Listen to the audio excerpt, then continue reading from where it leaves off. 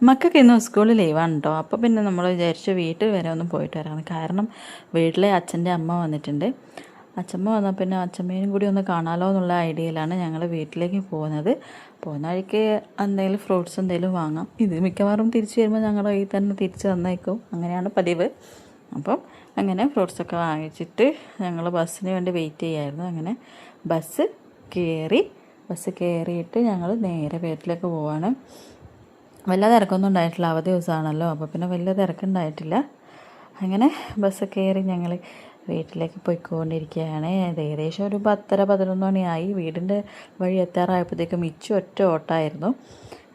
ഇതാണ് എൻ്റെ വീട്.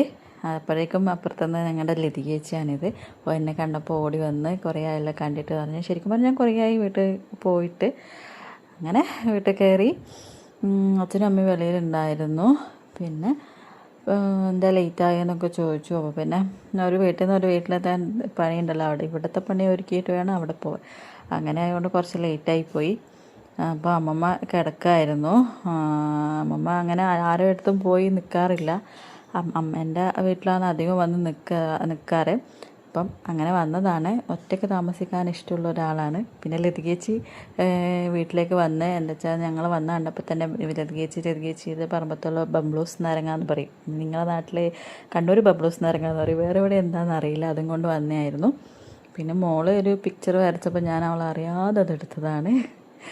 അപ്പം പിന്നെ ഉച്ചയായപ്പോൾ ഞങ്ങൾ ഫുഡ് കഴിച്ചു. ചിക്കൻ കറി ഉണ്ടായിരുന്നു, ചോറുണ്ടായിരുന്നു, മോര് കറി ഉണ്ടായിരുന്നു, മീൻ കറി ഉണ്ടായിരുന്നു, ചിക്കൻ ഫ്രൈ ഉണ്ടായിരുന്നു, അങ്ങനെ എന്തൊക്കെ ഉണ്ടായിരുന്നു.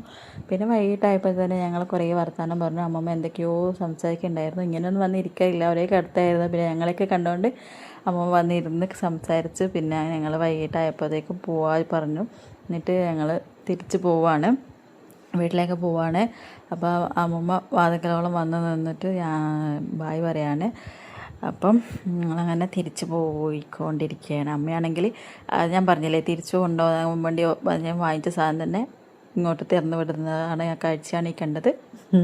അങ്ങനെ ഞങ്ങൾ തിരിച്ച് വീട്ടിലേക്ക് ഒരു 4:30-5 മണി 5 മണി ആയപ്പോഴേക്കും തിരിച്ചു വീട്ടിലേക്ക് ഞങ്ങൾ ചക്കരക്കല്ലിലേക്ക് പോയിക്കൊണ്ടിരിക്കുകയാണ്. അങ്ങനെ ഇന്നത്തെ വീഡിയോ ഏകദേശം ഇത്ര തന്നെ ഉള്ളൂ. അപ്പം വീഡിയോ ഇഷ്ടമായ ഷെയർ ചെയ്യുക, കമൻറ്റ് ചെയ്യുക, സപ്പോർട്ട് ചെയ്യണേ. Okay, by.